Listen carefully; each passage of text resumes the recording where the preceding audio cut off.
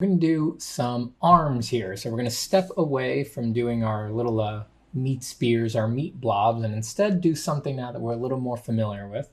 But we wanted to start abstractly because I didn't want you to get caught up in questioning anatomy or any straight up concerns of meeting requirements of something looking correct or anything of the sort. And I still don't want you to do that. We're going to use this. I'm going to draw some pretty skewed transformed anatomy here. And then that will allow us to assess these shapes, which will be anatomical. By doing it very skewed, we won't get caught up in proportion and what's actually right. We're just going to assess what would make them look good with volume and shading. So I am drawing here exactly with the same things in mind as our exercise doing the meatballs, the meat spears, the tentacles, whatever the heck those things were. We were doing the same thing. So all I'm doing is drawing dynamic, flowing shapes that interlock in interesting ways. Now, this is a shading tutorial, so I am not talking about how the way that these shapes are interlocking is based on anatomical knowledge, right? That's sort of a separate discussion. But what you need to know, all that's relevant here, is that they are flowing, they have some movement, and that they interlock. And the interlocking of anatomical shapes is quite subtle. And it demands that you understand the variety in soft and hard edges, that you understand the difference in flat planes and round planes and how to depict them. But the interesting thing about rendering is that all of the beauty, all of the nicety of a natural form is still just occurring within that language, within that context. No matter how characteristic, no matter how unusual, no matter how beautiful or sublime, anything, it can always be understood in terms of the hard and soft edges, the roundness versus the flatness, and the design of those shadow shapes.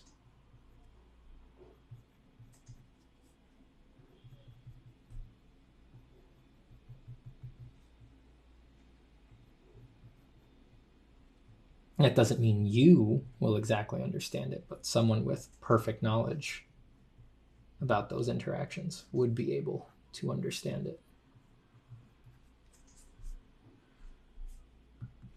Okay, so let's look at this bent arm here, and let's pretend that the light is coming from top left. Let's just scribble on this arm real quick. I'm gonna try to not get caught up just rendering this arm. We're gonna plot shadow shapes on a few arms, and then we'll see if we pick some to completely render. But the shadow shapes are really what's important here.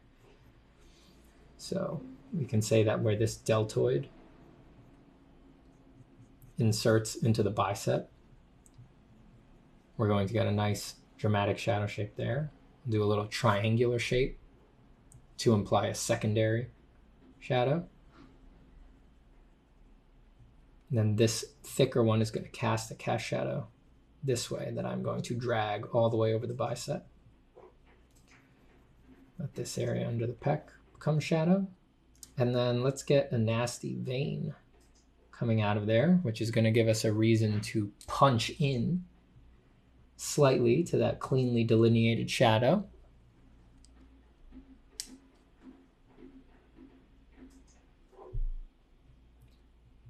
Let's extend it this way. Then you don't want the veins to get too dark. I'm hatching away from the edge of the vein so that I don't delineate it too sharp on the other side, but you can still tell what the shape is. Let me indicate my long roll out of the core shadow slightly by getting longer hatching.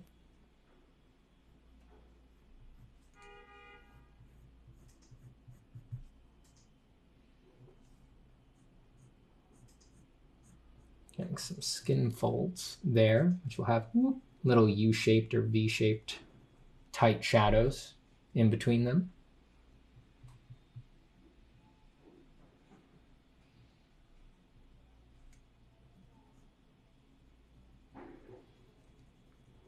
And I'm getting a little variety into that shadow shape to imply that there's reflected light. Now that's a subtle thing to do, but you understand the base concepts now. So you should be able to see that when I wanted to get a little bit of reflected light to thicken up this peck's shadow over here, because the peck has thickness to it where it rolls underneath, I just left a space and then I got a dark accent on the other side of it.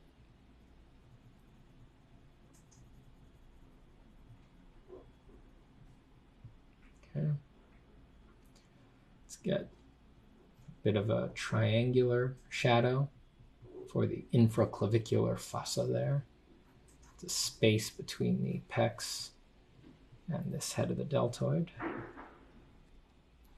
Let's roll back down here. So the light is coming in this way, this way, this way. So if we imagine our tangent points, we're going to get some pretty serious shadows down around here, right? So I don't need to map it perfectly. I don't need to have a perfect conception of that three-dimensional shape of that complex bicep and brachialis medius. Bicep, the brachialis and the brachioradialis happening over here. Like, I don't need to understand them perfectly, but I just need a general conception of, oh, they're going to be grays somewhere here is really where it's going to be. And that because they're so close to turning completely away from the light, we're going to get some pretty soft gradations in this area, right? So let's drop our hatching in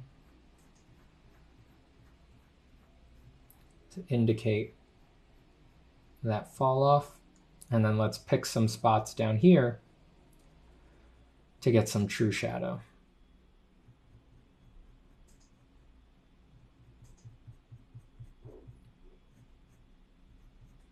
You can have it poke up into that wrinkle there.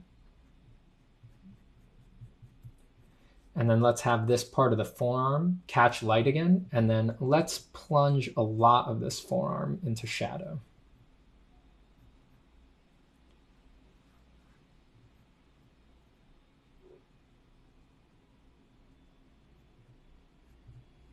Trying to design some interesting shapes there around the wrist.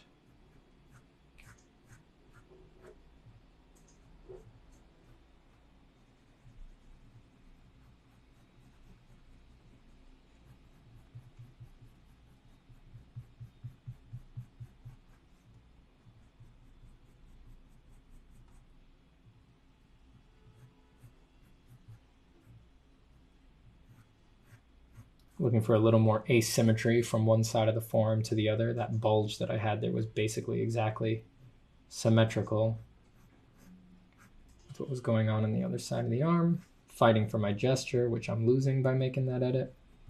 Always a compromise.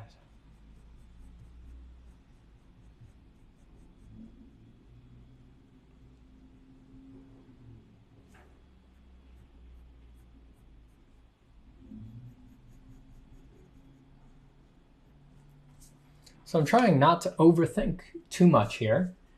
I'm just following the direction of, I'm letting the direction of the light tell me where there should be more and less shadow. And honestly, more than imagining something like our schematics where we were mapping the core shadow, I'm hunting for interesting shapes.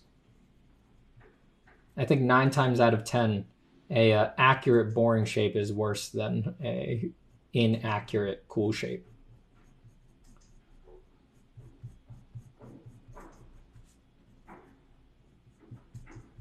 Many a beautiful and accurate drawing has been done that has gone over like a math lecture. And many mediocre drawings have been done that focused on the cool that changed people's lives.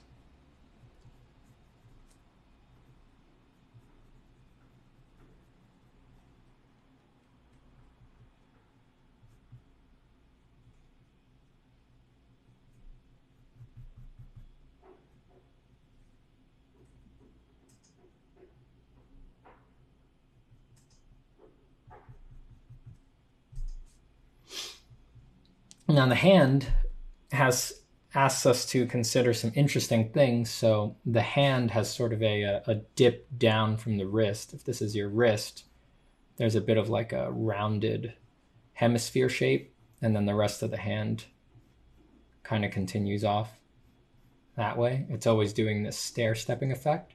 So we could look for a shadow on that hemisphere there.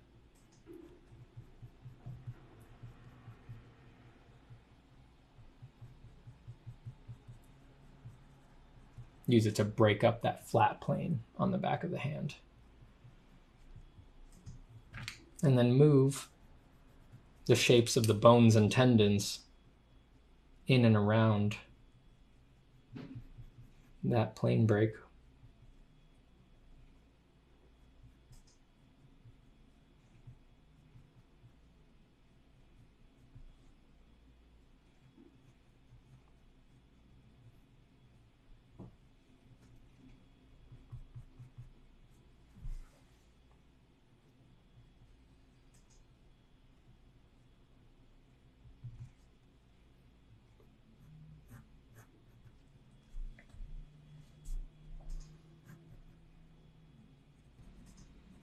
As we move away from the light, shadow shapes get bigger. And then if I'm going to put any indications of shadow shapes up here in the light, they're definitely smaller. If you're doing a drawing and the idea of relegating them by size does not work for that drawing, you can always just, they could be the same size, but as long as they're the ones that are closer to the light are much lighter, that'll work too. And it'll really help to imply the light if both are happening.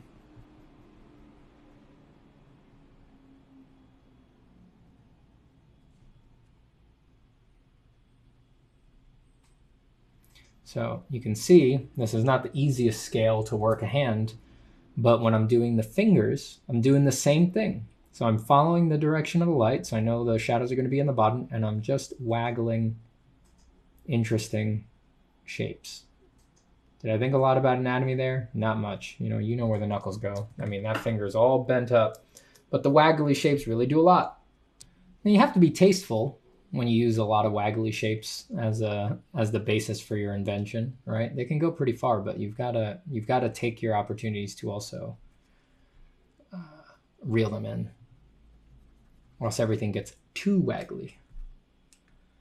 So I'm cutting into these shadow shapes, finding a little variety in there, kind of like we did on that first exercise. So making a little pop out so that there's a form under there that's just has a little bit of light, but it's mostly shadow. We're following all those same principles.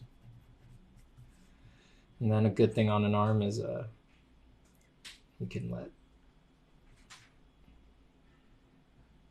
veins do a lot of that work for you. Just always be careful not to overstate them. In this comic booky stage of this drawing, it's a little okay that they get overstated. And, this is clearly like a beast arm with its over definition, its scary fingers, and the way the hand is like bent all weird. So when you imply stuff like that, you can get away with a little more in vain territory and overstating things.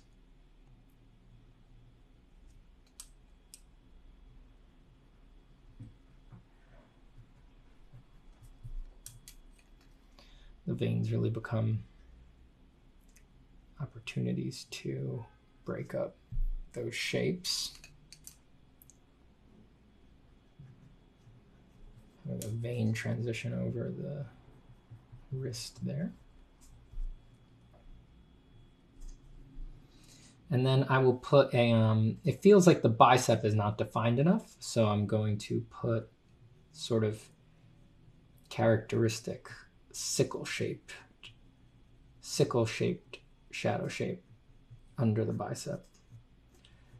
Now, again, like I said, how do I know what shapes will work for these particular parts of the anatomy? Well, that's just from knowing the anatomy. The anatomy is what gives you, anatomy and exposure are what give you some knowledge of what shapes will work for what problem you're trying to solve. You have an intimate understanding of what the deltoid looks like, you're going to make a pretty good guess of what shadow shape would work for the deltoid in that lighting. You know, if you had a life model, you'd probably be able to arrive at a better shadow shape, one that's even more characteristic, more impossible to imagine. But your guess will at least be functional, if not sublime.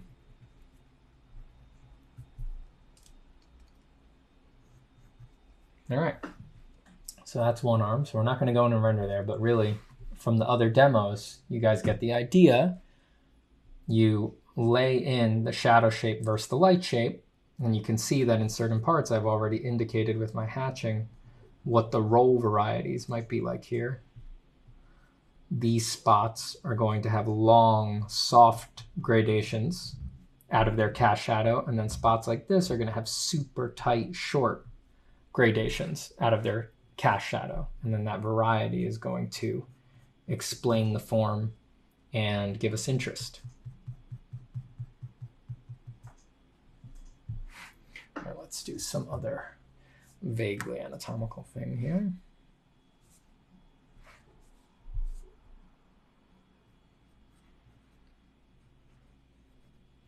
So, interlocking interesting shapes. I do not have much of a plan here. I am just looking for these shapes to do something together, to interact.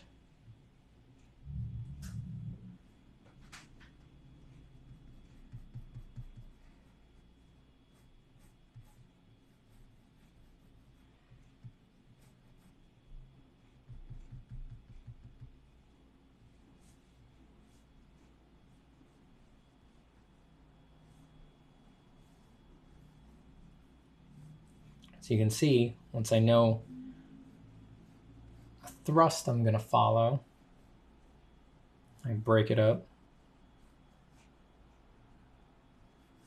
with those teardrop shapes, find reasons to have things interlock, like right there.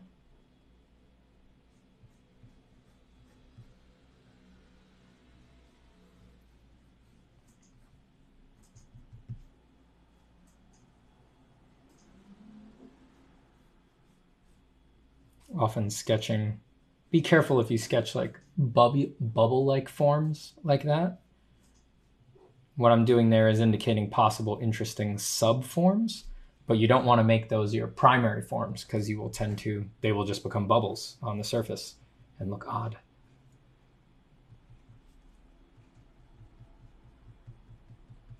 You want those to be very low contrast as you render them.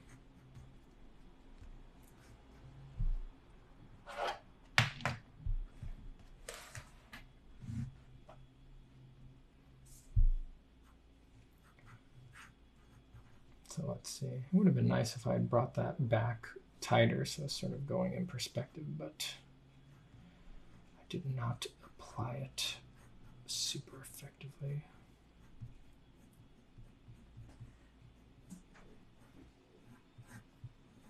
Say forearm goes off that way. So this is like a back view of a strange distorted arm, some weird webbing back here.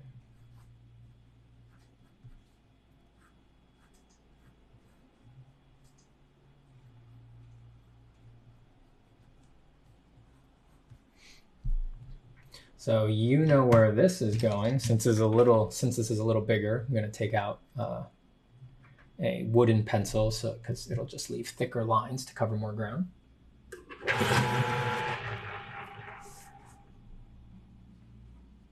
And let's just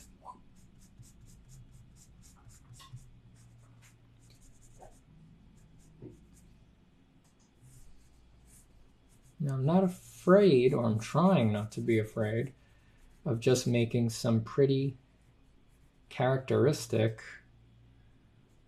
geometric shadow shapes here. So you can see this part went more square, this part's more hooky, this one made like a long triangle. on my good days, I remember to do that.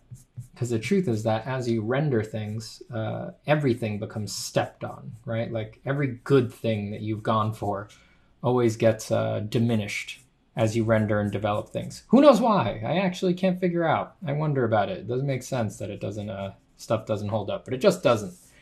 And so you generally want to start more curvy than you plan on ending. You want to start a little darker than you plan on getting. You want to start a little more geometric, and you just want to make a stronger statement in the beginning about the shapes of things than you even plan to have it end up as, because if you start like this, you have some chance in hell of some version of this shape being maintained to the end. But if you start very blobby and nondescript with your shapes that you put down, they will only get more blobby and nondescript, and then they will lose all of their structure and all of the impact that they could have given you. So, wow, weird comma shape there. I am not thinking any of this through. I am just vaguely following the bubbles that I put down, and I'm trying to not do the same shape twice. That is it. So much of it really does just come down to that, because the tendency truly, and this is quite amazing once you start noticing it in yourself, is to just do the same shape every time. It's like not even like every third or fourth shape. It's just like you will do the exact same shape at the exact same size with the exact same proportions every damn time. So just try to not do the same shape twice when you are slugging this stuff in, you know?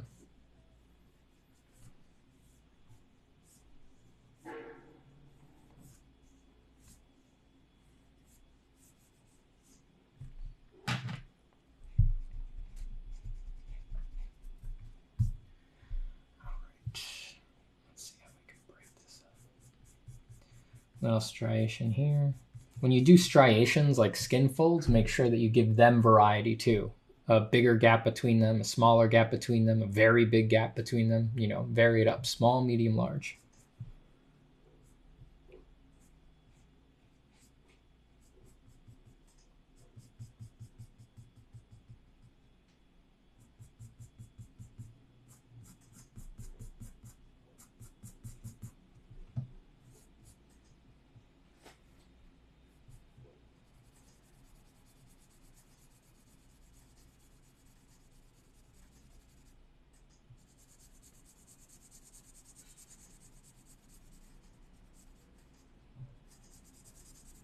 So you can see what I did there. All of that stuff that I had, like the webbing down here that I'd had under here, I'm making a statement that, okay, actually this point on this muscle here, which looks like some sort of distorted version of a teres major, this is actually the widest point on the back, like the thickest.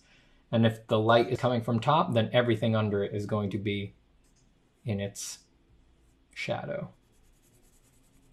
And then as it gets further away, this is something that happens with cast shadows, is that as they get further away from their light source, they get softer edges. And that is actually because of the effect that we saw on the soft light box that we did a diagram for at the beginning of this tutorial, where the different parts of the subject are like, if the light is wide enough, they're sort of getting light bouncing in from more edges. As the cast shadow moves away, it's just getting exposed to more ambient environmental light, filling it in, and then softening where areas that are dipping into it are actually going dark.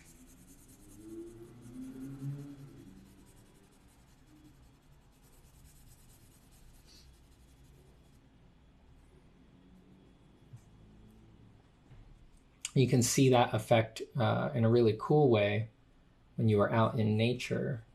If you like, if you look at like the shadow of tree branches on the ground and you see a cloud shadow sort of passing over them, you get this really cool effect where you see the crisp shadows of the tree branches or the shrub branches, you know, something short enough, sort of blending in and morphing into the soft edges of the passing cloud, which is much further away.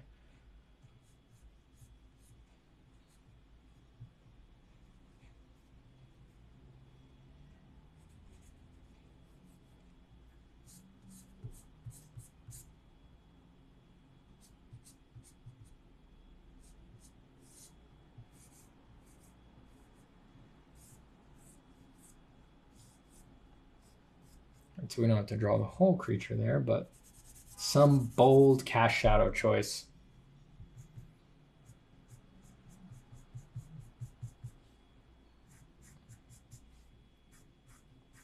And we're breaking up those forms somehow. That got a little dark for the open light. Darker than I like. And then this is the triceps, so let's just imply some sort of value change here for brachialis underneath the biceps, right before brachioradialis. And let's imply our long hatching, or use our long hatching to imply a soft roll as this head of the deltoid inserts and turns quite a bit away from the light, if we imagine the light coming from top left, right?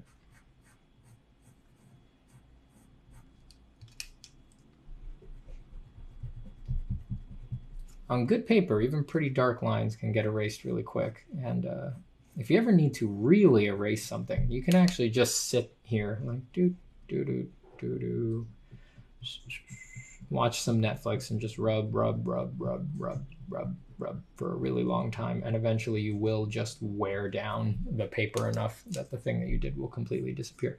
Or you can scrape it with a knife very carefully and get back to the white of the paper a lot of the times. But you have to be careful if you do that, because then it will show if you draw over it again. So if you're going to scrape with a knife, use it to get a highlight when you know you're done with the area. So with shadow shapes like that kind of mapped, I'm going to show you what happens if you don't hatch out first. Just going to try to press hard, soften a lot of that. I'm going to draw following the shapes of those bulges that I indicated. Whenever I pick up some value on the tip of the stump from what I've been rubbing down, I'll pass it around a little bit on the form and go back to beating that up. Take the stump and put it, when I'm trying to get a soft edge, I'll put the tip in towards the core shadow so that the soft back of the stump kind of rolls away towards the light. It helps you get a bit of a softer edge. You got to be careful though, because then you can't really tell where it's going to wind up, so it can get longer than you want. But you can see the effect that I got from it there. It helped me soften up that hard edge on the value gradient. So I wanted to show this to show that it is very difficult to transition out of that core shadow without doing a little bit of hatching work first. So it's possible if you press really hard, but it's usually much easier if you've done a little bit of handwork before you stump. It just helps it blend much better. But I will show this to demonstrate that, some people like this look where it kind of, because it maintains sort of the graphic quality of the way that you demarcated the shadow shape.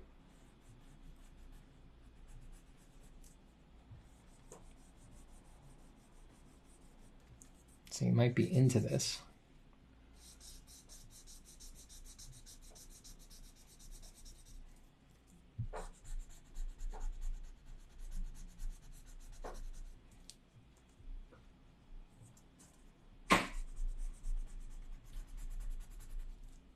This area is getting a little confused because you can't quite tell here what is light and what is shadow. So let me just darken around where I imagine the light to go. Just a little triangular tail there.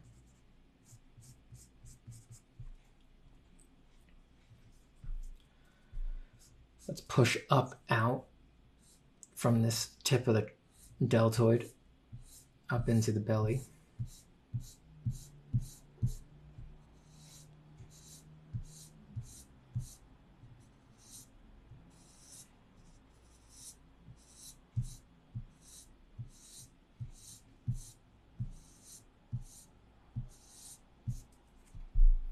So that's giving us a nice, so you see when you put a little hatching down first, that generally makes your blending look a little better. So I'll show you. So on a sharp one like this, I would probably blend with the direction of the shape, or a hatch with the direction of the thrust like this, to give me a base to stump. But you can also go counter to the shape. So, you know, here, for example, instead of going like that, following the shape of the core shadow, I can cross hatch out of it, which normally I would turn just the way I like to draw, I would turn my paper upside down to do this. But since I'm on camera and I don't want to throw my setup into disarray here, I'm just going to draw not the way I usually do. I usually pull hatching down towards me. And right now I'm having to push it out, and that's not usually how I draw. But everyone has a different preference for that.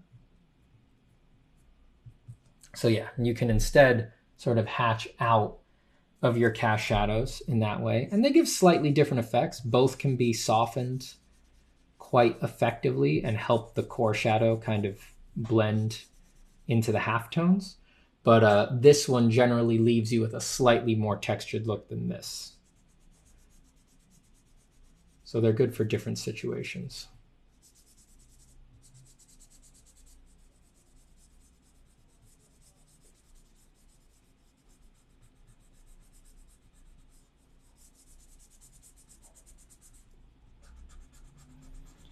Here I go, pressing real hard again.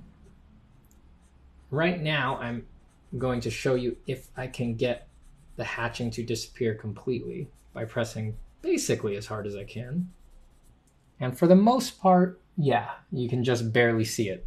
But it also obliterated that nice hooky shape that I had on that subform on Terry's Major, and it got a little too dark. So stuff to consider.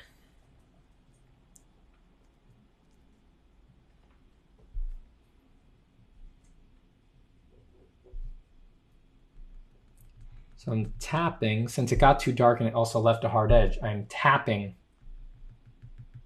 with the kneaded eraser to get a mottled edge back.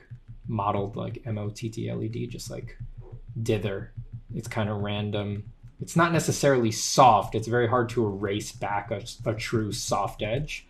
True soft edges are got by drawing them, you know, by carefully gradating them. With the eraser, really the best you can do is kind of mottled, kind of dirty. So it doesn't get truly soft, but you can at least kind of break up a hard edge.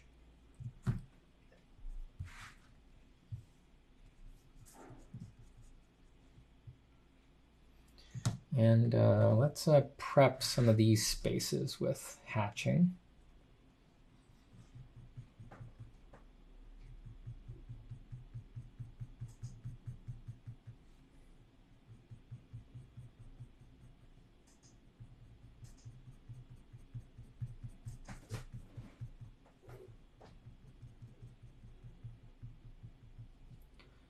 This pencil is probably a little light to be doing this hatching with because we're dipping into a pretty severe halftone there.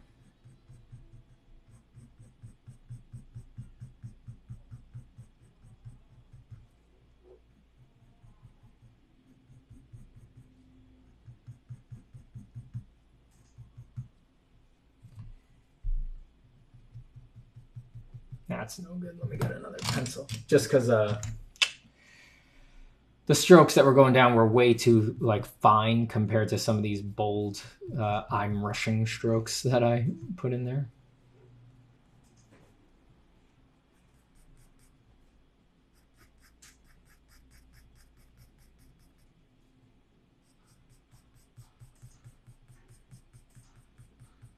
I'm putting down wider hatching there to imply kind of a flatter plane.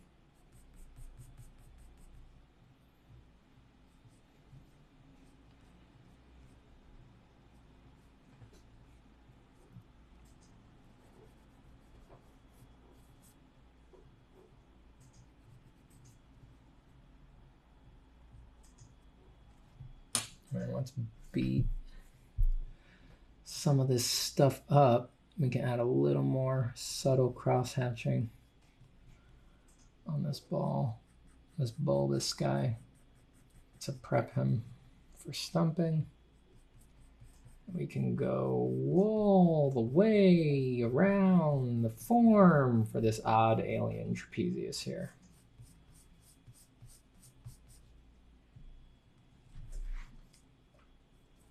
So I'm trying to set up the difference for you guys of what it looks like when you don't hatch before you come out of the core shadows that you delineate, and how it looks a little more, to me, it comes out a little more gradated looking if you do a little drawing work first. It just makes the stumping hold together so much better. You see that? I think so.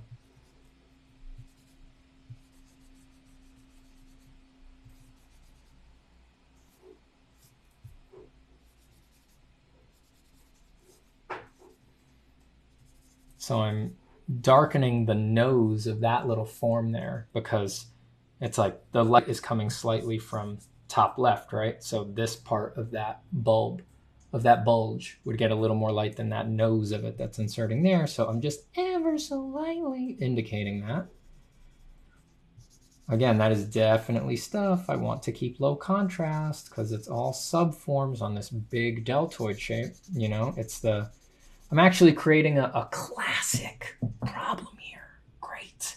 So this subform, right, the value change on this subform that I indicated happening at its tip for that little nicety of light, it blew the contrast on the deltoid because that is as dark as down here where the deltoid inserts, which we can see is really far away from the light. So we must reassess the lighting completely. So all that needs is a true shadow area down here somewhere to put it back into place in the contrast hierarchy. Wow. And that's an example of the kind of problem solving you will need to do to control your shading in situations like this. And then that brings the multiplying villainies of nature now swarm upon us, because since this is a true shadow shape here now, which could be more carefully considered, that means that it'll cast shadow down onto this plane somehow. So we got to extend it. And then it sets new expectations, right? So I don't think we need to like put a shadow nose kind of a thing on these forms, because this is really like it's dipping down and these are more going out, you know? So I think that these planes are pretty different from these down planes, but it's pretty close to resetting our expectations and making us have to restructure those shadow shapes. I'll definitely gradate this bicep that's happening on the other side of the arm.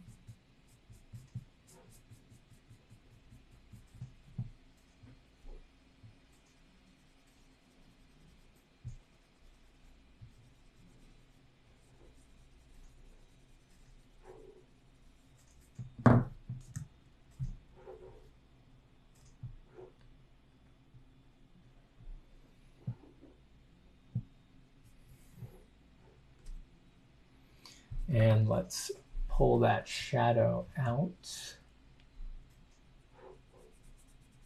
Well, let me, all right, I'll turn the paper slightly.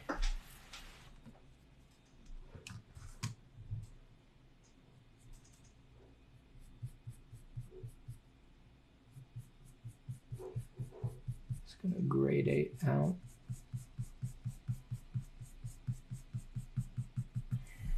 With some hatching. And it's probably not going to be ideal, but well.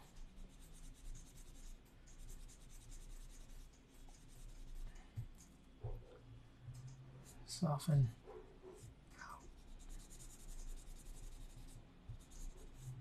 Like that. And then we will clean our edge.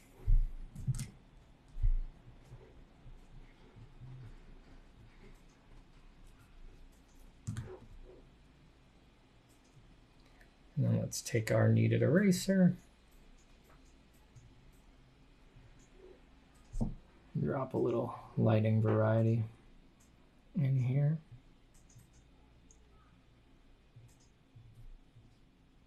Just a twinge. Oh my, just a twinge.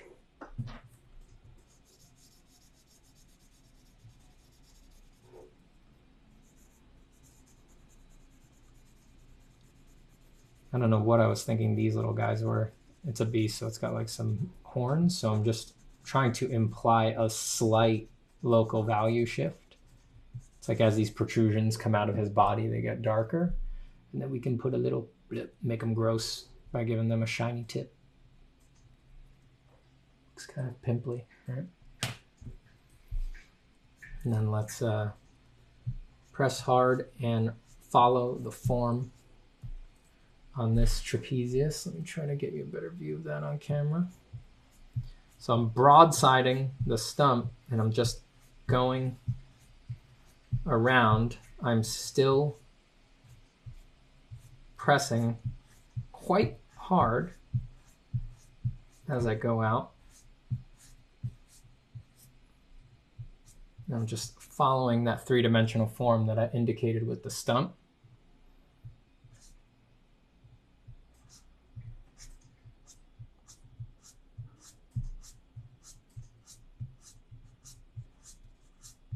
I'm going pretty broad here because I want these planes to read as different from that bulge there to go kind of flat. Now it went a little dark on me. I was trying to exaggerate so that all that blurriness showed up kind of crisp on camera, and it went a little too dark, but this is all pretty soft, so it's easy to lighten this up.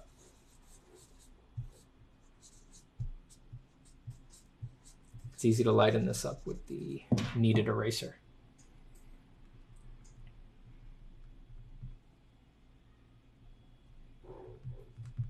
So I'm just tapping, tapping, tapping.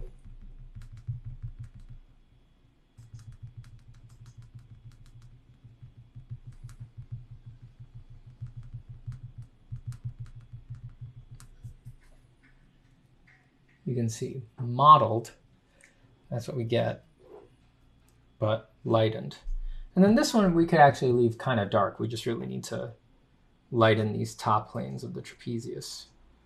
Generally, dragging the kneaded eraser like that is not the best over long distances, but it's working out okay right now. Usually it's better to, like, you know, you can get little pulls at like that size, but then once you start dragging the kneaded eraser, it doesn't hurt the drawing. What it does, it can lead to the kneaded eraser can leave some of its gumminess behind. It'll like leave little flecks of kneaded eraser smeared in that are actually very hard to remove, can be visible, and then they are a pain to draw over. So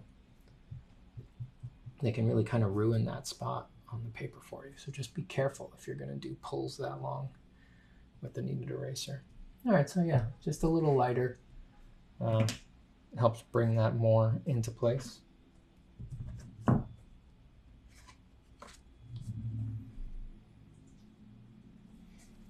And let's work some of these shapes and interactions so that they're actually something instead of a lumpy nada.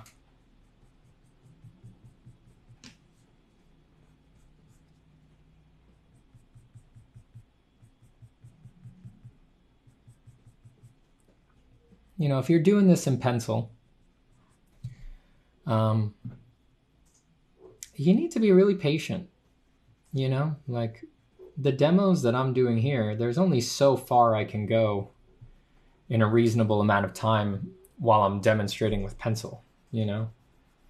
Pencil really demands patience and going back and forth and doing a lot of layering. And correcting contrast mistakes as you go. I'm really going for like the punch on the first pass just so that I can make the point for the demonstration so that you can understand the concepts. But when I draw for myself, I do each one of these steps much more slowly. And I try to set them up with a better chance of succeeding. I sketch pretty fast, and I pass the shadow shapes over the drawing as I sketch. But each one of these steps, like, doing the stumping, hatching out of my shadows, I give each one of those, or I try to give them much more time. And I try to look for something new in them each time that I do them. Like I try to find a moment in the hatching out of the shadows where I find something exciting. And then I feel good once I found something that I haven't quite gotten before in a drawing. And then when I start stumping out of all of that, I try to find something new just in the stumping, some interesting gradient of values that I didn't expect was going to get into the drawing. I'm always looking for that at every step, That's usually the drawings that go best are the ones that have a lot of unexpected things happening in them for me. And I think the reason for that is that if something unexpected and interesting has happened at each step, then that just gives me a lot more energy to want to finish it and to care for it and to want to go further with it. So inevitably, those will wind up being the best drawings, right? Breaking up these shapes a little bit with some weird interactions because I got too high contrast here on this transition, I think. I put it in really dark. I don't even remember why I did that, but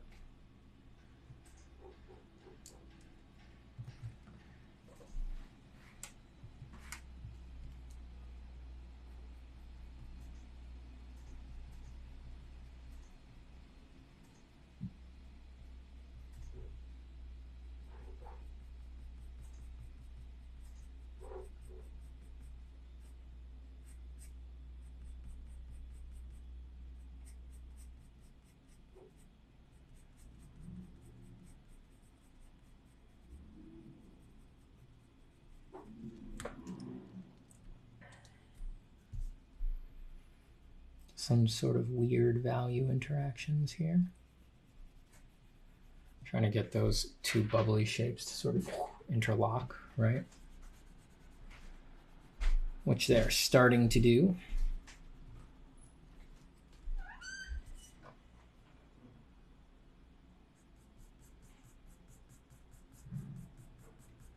I'm trying to pass these values on the scapular muscles, trying to pass them, trying to get them to be kind of flat and subtle while still leaving enough room to look for some interesting interactions. I just don't want them to pop off as much as the sort of teres major shape here.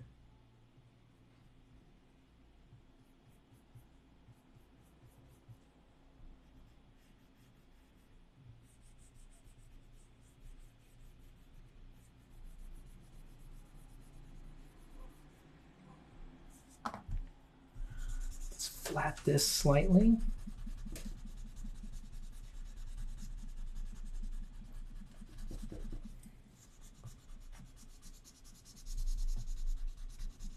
Again, another area where if I was working just on one of my own drawings that I would take my time on, I would darken a big patch like this further by hand before stumping it. I would stump it at some point, but I would get it darker by hand first. I'm really just stumping the first pass on that shadow here.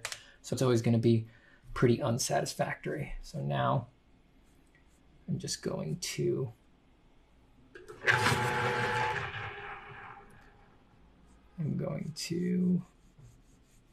imply some reflected light just the way that we have in previous diagrams by darkening what's under the reflected light instead of taking an eraser to the reflected light for now.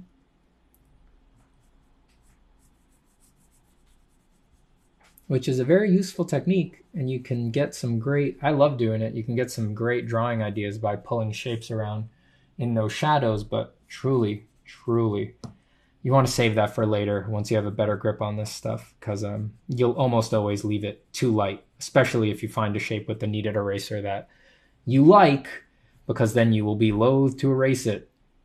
Loath to darken it, and it'll just stay too light for the shadow.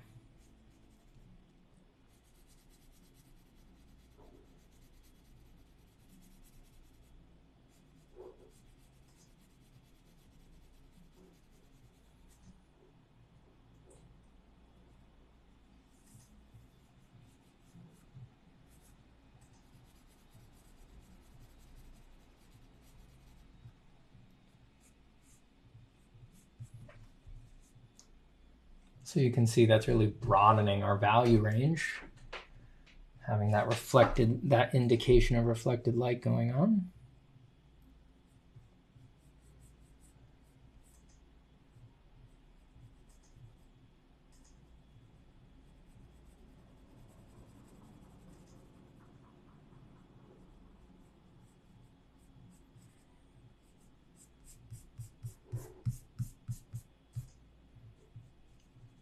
Tends to give a more natural feeling to a lot of these moments. And let's just, in this area where we tried to show how different the stumping effects come out when you just go straight over your core shadow or when you hatch first, let's just modulate that a bit. So I'm hatching out of that dark area. That's generally what I do. I almost always will hatch out of the dark area towards my lights.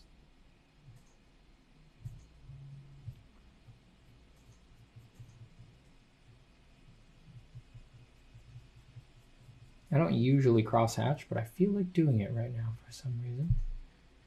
I usually just go in one direction since I'm going to stump it anyway.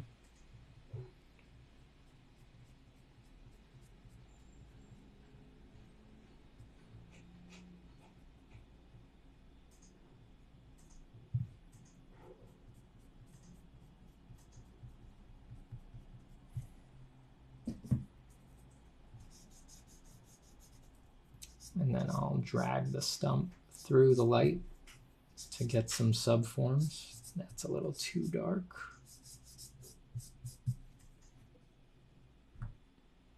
But it makes them also look much more beastly if it has little striations and subforms like that.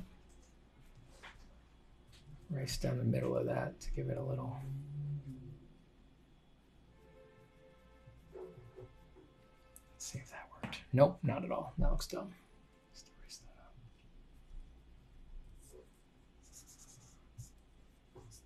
Can go for that striation again, but more low contrast, please.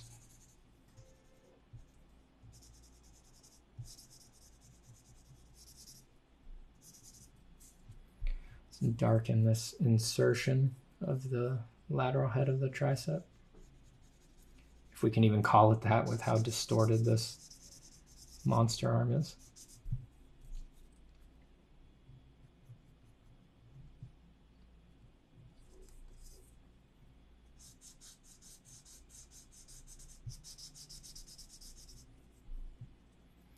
And let me, since I'm not gonna get into all these weeds out here, let's just pass a general tone over some of this to get a fall off of light. And then we can take our kneaded eraser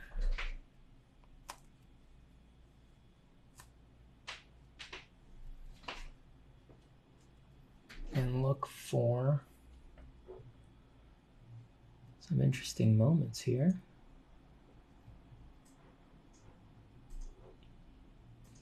get in those valleys like we talked about. Applying some low contrast striations there.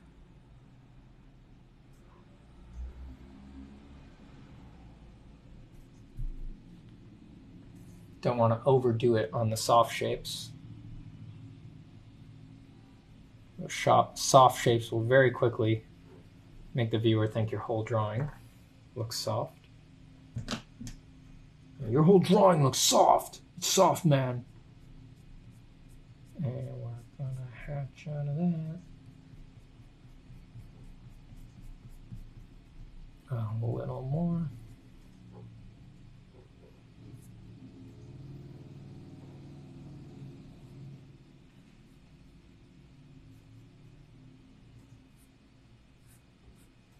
And there you go. So you can imagine a spot like this sets up your contrast hierarchy, aka your contrast priorities. And then you can react to this and follow this same schema all through a rest of a body going on here and get to a render that feels very formy. And given enough time and careful regulation of the contrast hierarchy, will feel formy and hopefully hold together. You know, things can get very formy but sort of fall apart as drawings. That's always tough.